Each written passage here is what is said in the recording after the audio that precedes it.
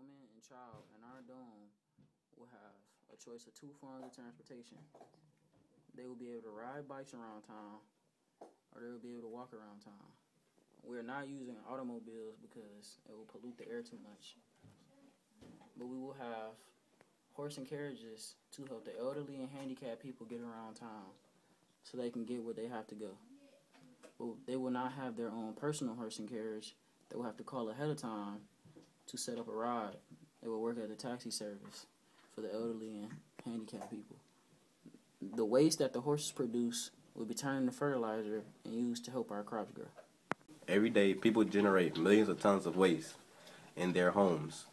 The 500 people that will be living in the dome for 365 days will generate about 700,000 tons of trash a day. Being in a dome for a year and not recycling can be a big issue. It could be very hazardous to the crops and young children that are around. We blocked off a small section of the dome just for the trash and the landfills that will hold bottles, cans, and other trash that people did not recycle. Our dome will be powered by energy from the sun. To obtain energy from the sun, I will use solar panels. Electricity will be produced from solar energy from the sun. To construct a solar panel, I will need a semiconductor material such as silicone. Silicone contains electrons that will naturally stay put, not doing anything. When the photons in the sun rays hit a solar cell, the electrons contained in the solar cell material absorb this solar energy, which transforms the electrons into conduction electrons. If the energy of these protons is great enough, then the electrons will be able to become free and carry an electric charge to a circuit to wherever it has to go. The more solar cells contained in my system, the more likely I receive a higher output of electricity. I will need about 500 solar cells in my system. I will place my solar panels in the area facing the direction of the sun and having no materials blocking the sun rays.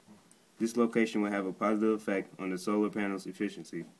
I require one solar panel with 64 megawatts to generate my dome.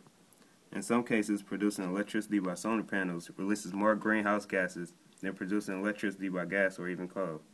That is why producing electricity from solar cells reduces air pollution by 90% comparison to using conventional fossil fuel technologies. The form of government that our dome will have will be a constitutional republic, which is a government whose powers are limited by formal constitution or law. We chose this form of government because we think it's fair and it divides the power among the people and the government evenly. This government will operate by elected officials, and they will govern according to law. The people that make up this government body will be the elected officials, park commissioners, and the judges of Redford Township.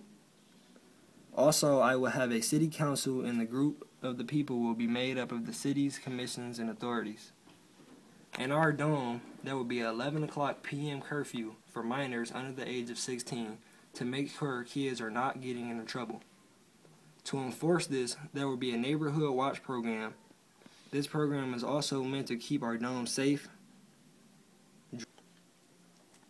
For the water supply, there will be a waterfall that leads into a river. Also, there will be a water purification system to make sure that our water is clean and healthy at all times. The size of the river will be from one end of the dome to the other end to guarantee that the water supply will last for a whole year.